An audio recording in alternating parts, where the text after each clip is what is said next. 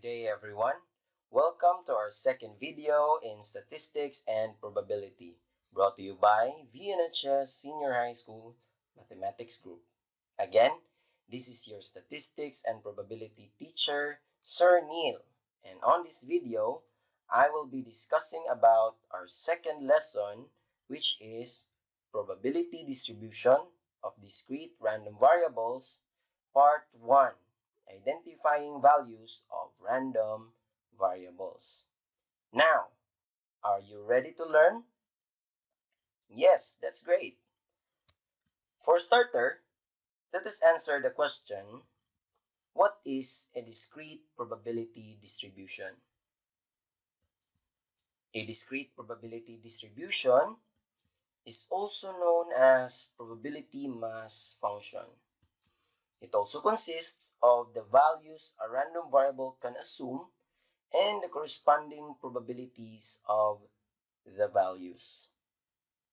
Now, as you can see, a discrete probability distribution consists of values of random variable x and corresponding probabilities of x.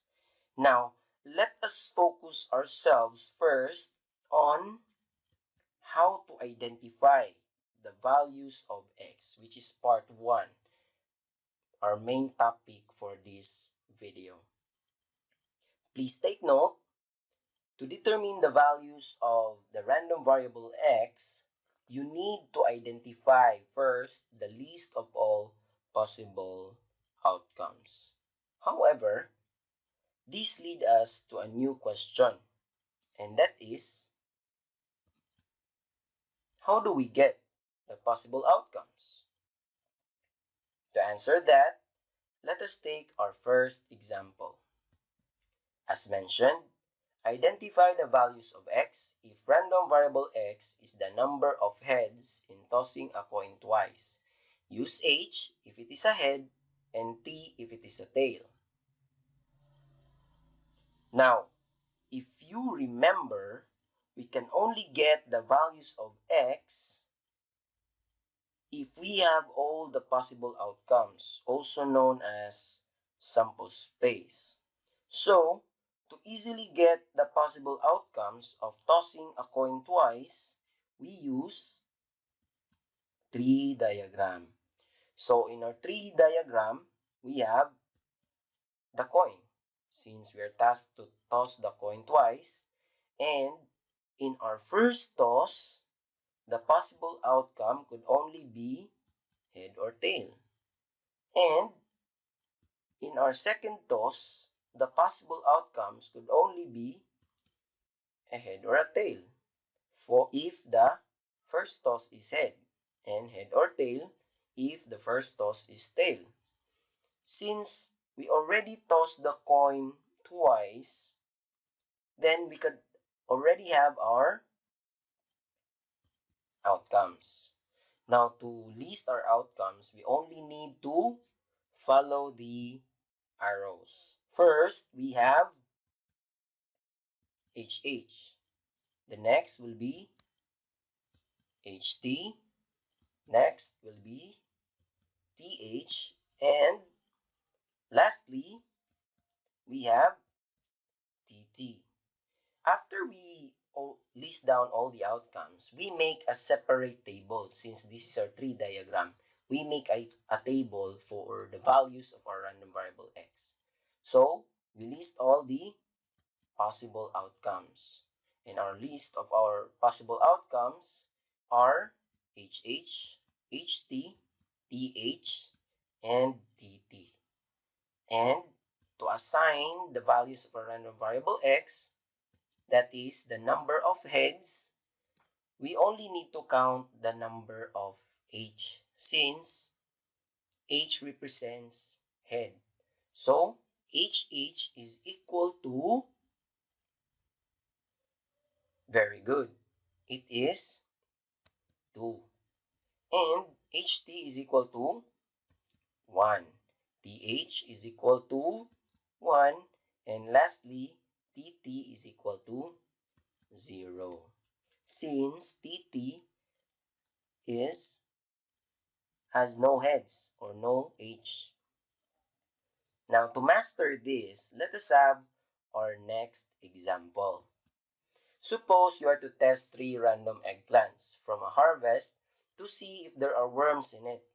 You want to find out the number of eggplants attacked by worms. Use W to represent if there is a worm attack in an eggplant, and N if there is none, to identify the values of X. Again, we do the tree diagram.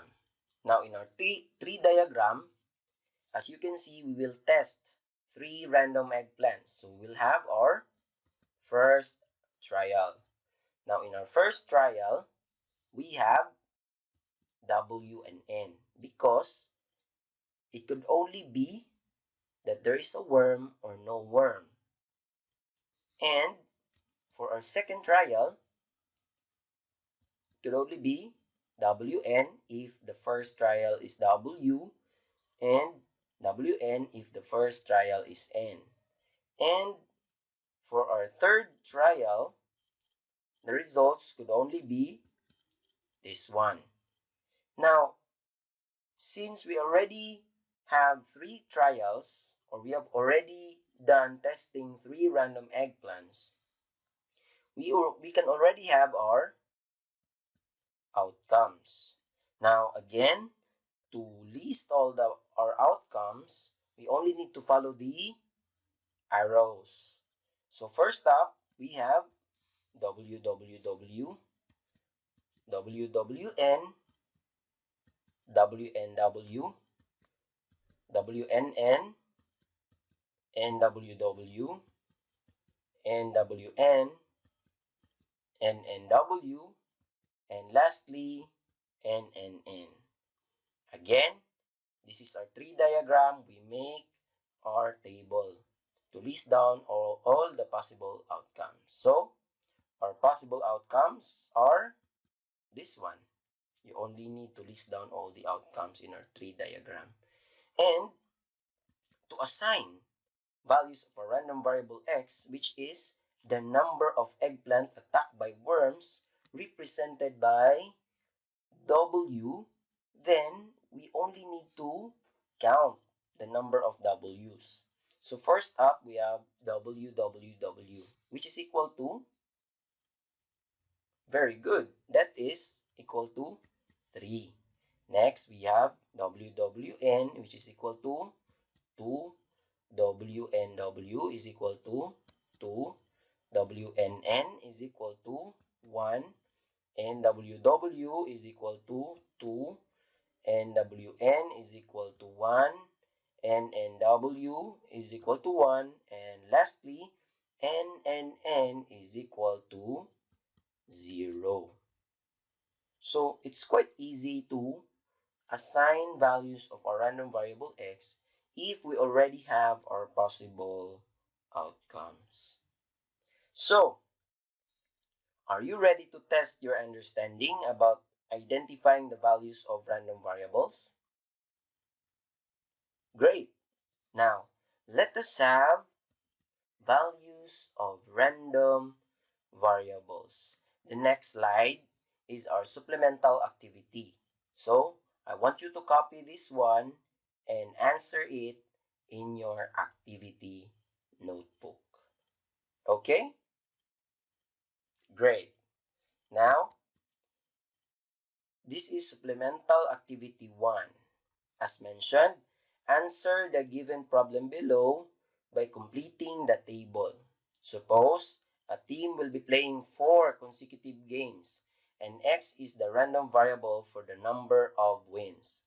Let W represent the win and L represent the loss to identify the values of X. So the table here, you only need to answer the table. And after that one, you put it in your activity notebook. Okay? So, this ends my presentation. Thank you for listening and God bless.